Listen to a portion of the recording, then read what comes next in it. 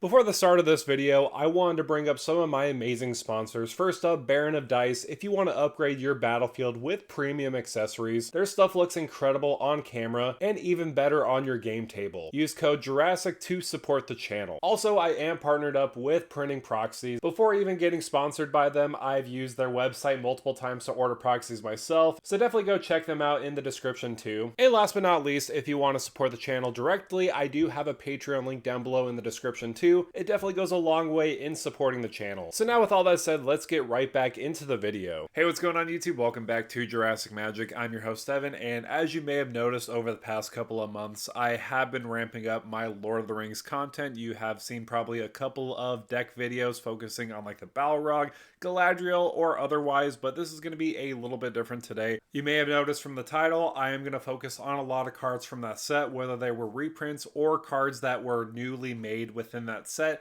I'm going to discuss a lot of these, and this is something that I've been thinking about for quite a while because of course The Hobbit is coming out in August. I wanted to give enough time to kind of give myself an allowance of getting some of these cards that might be staples in the Lord of the Rings skin, or they're new cards that I just want to get for my own personal collection, especially before they might spike, because again, I'm a little worried that they might get spiky because of course with Lord of the Rings and The Hobbit, they share the same universe of Middle Earth, and so I thought to myself I wanted to make a video for all of you guys just to kind of show what kind of cards I am buying right now. Yes, these are cards I'm buying personally, and I'm not trying to make this like a speculation video. I'm just trying to focus on getting staples so that I could put them in future decks, because who knows if these might get reprinted in some of those commander decks, if they even have commander decks in The Hobbit, or if they go into like a special bonus slot. I'm not 100% sure. A lot of these are going to be the reprints from the Lord of the Rings, and a couple of new cards from that set too. I shouldn't really say new because obviously Lord of the Rings is like, what, 2 years old-ish? Or 3, I'm not 100% sure. I am completely lost in the timeline right now. Also, I do know price is relative, so I'm not going to be focusing on a lot of the reprints that came out of the bonus sheet, like Urborg Tomb of Yawgmoth as the Dead Marshes, or even the Party Tree reprinted as the Great Henge. Obviously, everybody knows those are staples, but those are quite ridiculously expensive, whether you're talking about the regular foil or surge foil. I will be honest, I do have these because I'm a big Lord of the Rings fan, so I splurged on these a long time ago. And if you don't mind spending more money, obviously there's those. But they're not necessarily what I'm going to be talking about today. I'm going to be talking about a lot of different cards that were reprinted in the Commander product, along with cards that could go into a lot of different decks, potentially from the Hobbit set. They're going to be a little bit more speculation, but again, generic staples that kind of go in any deck is what I'm going towards. So in this first section, I'm going to call it like generic staples that will probably be reprinted, but you don't mind paying for them because they have the Lord of the Rings feel. So like Swords of Plowshares or even Path to Exile, $1.49 or $1.63. I mean, it's that cheap and simple to the point. I love the art of Swords of Plowshares because they're kind of putting past their life of war with Frodo and Sam. So I thought that was a good fit. I also like Path to Exile with Wormtongue being exiled away from the fold essentially. But these are kind of easy. There is also like some ramp spells like Rampant Growth or even Farseek. These were all reprinted. And even including Rampant Growth has an etched version, which is only like 90 cents. It looks really cool and etched. I have about like 5 or 6 copies because I put them in a lot of decks. There is also Blasphemous Act, which is like $1.71. This is just a great board wipe in red that could possibly just go in the Smaug deck because who knows if he's going to be mono red or not. Again, at this cheap price, I usually like to go for it because, again, the more cards I have that are Lord of the Rings, the better it makes me feel. And of course, there's also like Arcane Denial, which is just generically good in a blue deck being a counterspell. Even though you are getting your opponent's card draw, you are going to get card draw yourself, which kind of helps out in the situation. But let's move on to the last one, at least in this category, and it would be Anguished Unmaking. This has some incredible art showing the One Ring being destroyed,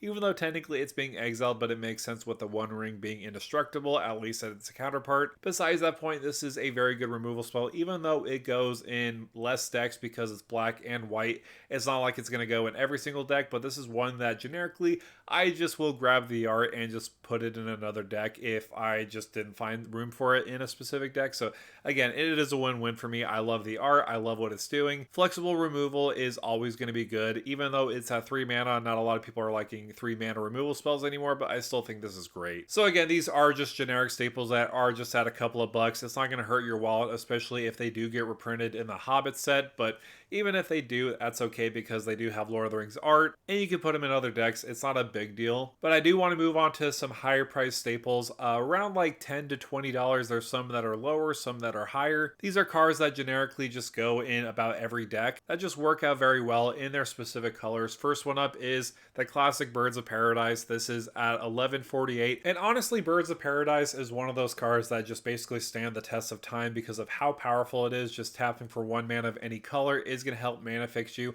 Also, just being a great mana dork that has flying will help you block those flying creatures like maybe Smaug in the future. So again, at $11.48, I think it's at a good price. This is kind of typical standard rate as far as a normal Birds of Paradise goes. I know it's not a super fancy, different alternate frame, but it has the Lord of the Rings art, which again, that's what I'm going for. And the same does apply for Heroic Intervention with Galadriel just saving a bunch of people. I think that looks really cool. This is one of the coolest arts, at least in my opinion. Heroic Intervention is one of those green staples that just go in every deck because, again, you give everything indestructible and hexproof that's on your board.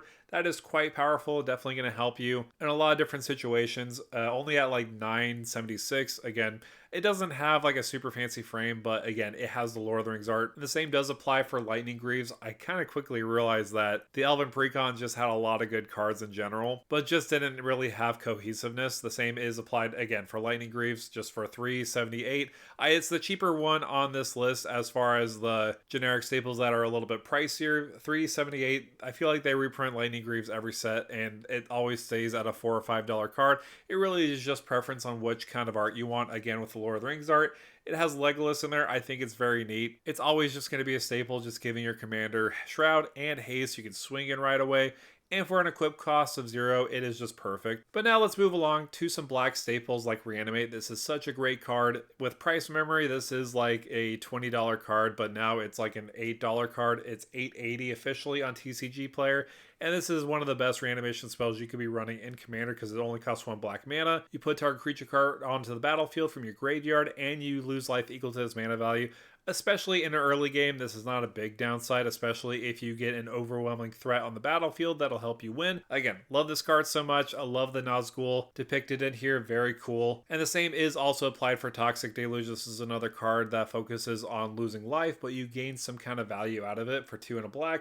As an additional cost to cast a spell, you pay X life. All creatures get -X/-X until end of turn. This gets around Indestructible.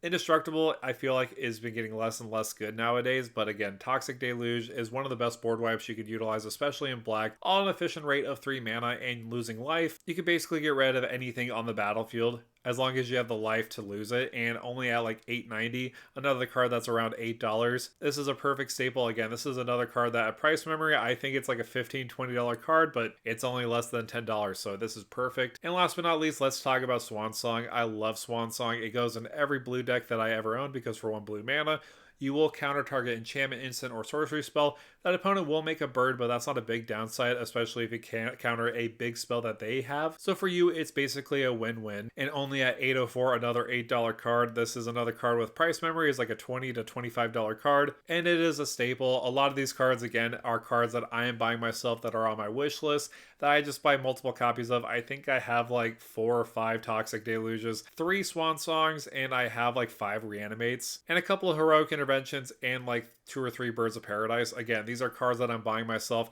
and this is not necessarily a speculation video because I don't want to be like that, oh, pump and dump the market. These are just cards that I want to own personally in my own collection that I put in decks, and I just wanted to share the cheap prices for you. And speaking of which, I wanted to move on to cards that were in the main set that are not reprints, that were exclusive and unique to that. So you have cards like Cavern Horde Dragon. This one could be reprinted as a reskin of Smaug. I'm not 100% sure, but at $16.99, I think it's a very good rate, especially an alternative to Ancient Brass Dragon. I guess Ancient Copper Dragon is the one with a red, that's right. The one that makes a lot of treasure, but I kind of forgot what he does because I just replaced him with Cavern Horde Dragon. You get immediate value by him having haste, flying, and trample, and when he deals combat damage, you make a token for each artifact your opponent controls. So it's like a mini Dockside that was recently banned about a year or so ago. But this could potentially just cost 2 red mana and get a lot of treasure for you, especially in the late stages of the game. This is perfect. The same does apply for Gimli of the Glittering Caves.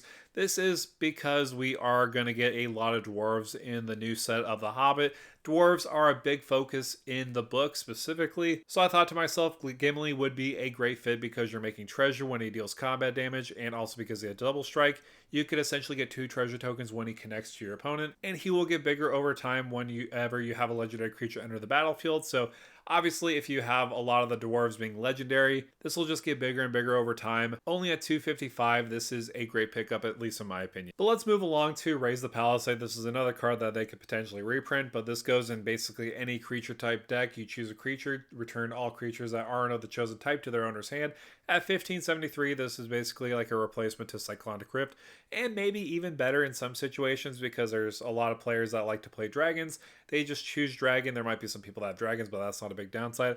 Obviously, I already know Cyclonic Rift is better, but this is another option that you could choose from that doesn't take away from a game changer slot. And the same does apply for the Black Gate. This is another way to give a creature unblockable. It can enter untapped if you pay 3 mana, but the fact that you choose target player with the most life total or tied with the most life, and you choose a specific creature, target creature can't be blocked by creatures that player controls this turn. That is useful in a lot of different situations. Again, you could use this with your other opponents on their combat or your own combat. This is so flexible. It's around $12.94, so obviously these are all a little bit more expensive. The cheapest one is Gimli, but the rest are above $10, but I think that's a decent rate for all these, and I would definitely purchase them myself. So again, those are cards that I would personally get myself, whether they're cheap and ready to pick up, or they most likely won't reprint it. I am going to go on the opposite end and probably suggest some cards that you don't want to pick up now going forward. And again, this is all speculation. This is not me knowing any insider information, so I don't know if these are going to get reprinted or not, just as a warning right here in the video. But there are 4 cards that I thought about that could go into the new Hobbit set, whether they're going to be like a special guest slot, a bonus sheet, I don't know exactly. But these are 4 that I think that if you want to get them, sure, but you may want to stay away from them. But if you're happy at the price, don't worry about it. Again, I don't want to dictate whether you buy these cards or not. I just wanted to share some of my thoughts about these. So the first one is Delighted Halfling. This one is at $17.79. This is the cheapest rate, which again is a very good card. It's a really good mana dork, rivaling Birds of Paradise, at least in my opinion, because it could give uncounterable to a legendary creature or a legendary spell that you cast. So I think that is quite powerful, all for 1 mana. This one I could see being reprinted in a lot of different ways, whether they just reprint it as Bilbo Baggins as an alternate skin. I don't necessarily see that happening, but this is one card that, I mean, at $17 is actually a good price. I would actually pick it up too, but again, it might be reprinted. I could see that happening. The same as applied for Mithril Coat. This is pretty expensive, around $27.70 for this kind of effect. Because Thorin does give Bilbo the Mithril Coat, I could see them making a reprint of this, not necessarily in the standard set, but I could see them reprinting it in like the bonus sheet. But just the fact that this is in the story of The Hobbit where Thorin gives Bilbo the Mithril Coat makes me think that this is going to get reprinted in some sort of way. And the same could be applied for another gift that Bilbo does receive in the story with the One Ring. I could see them potentially doing something similar to the Secret Lair with the Power Armor. Instead of it being the T45, it's the T60. The same can be applied for the One Ring. They just reskin it with the One Ring being on the bottom and then on the top being like Bilbo's ring or something. I already know that they have Bilbo's ring, at least in the Commander product, so they'd probably name it something similar to it, but like it would be funny if they just reskin it as like Bilbo's ring that he found. I don't know a good title for it, but that would just be funny. Obviously, this is one that won't be reprinted in standard because it was banned in modern. This is such a powerful card that they're definitely going to be putting in a bonus sheet. I'm not 100% sure of it because, again, I have no insider information, but this is a card that's most likely going to be reprinted. It desperately needs a reprint because at the cheapest rate, it's at $87.31. So, again, that is quite expensive for a card. I could see this totally being reprinted. But if you want to get a copy, again, I'm not stopping you. And last but not least, Orcish Bowmasters is one that I'm kind of tied up with because technically in the story of The Hobbit, there isn't really a sense of orcs. There's only goblins named in the book. And I don't know how deep in the lore they're going to go. If they're going to go generically say that they're all goblins and orcs together, sure, whatever. But they could also just not reprint it at all. But they could just make it into the bonus sheet. So this one I'm kind of tossed up on. The fact that it is like $40.14 makes this a card that is a good reprint, at least in the bonus sheet. But I'm not 100% sure on this one. I could see this one going up or down depending on if it gets reprinted or not. But now with all that said, said, that is going to do it for me, guys. Thank you guys so much for coming by and watching this video on some Lord of the Rings cards that you should probably put on your radar. Again, this is not necessarily me saying, hey, buy all these cards right now before they spike.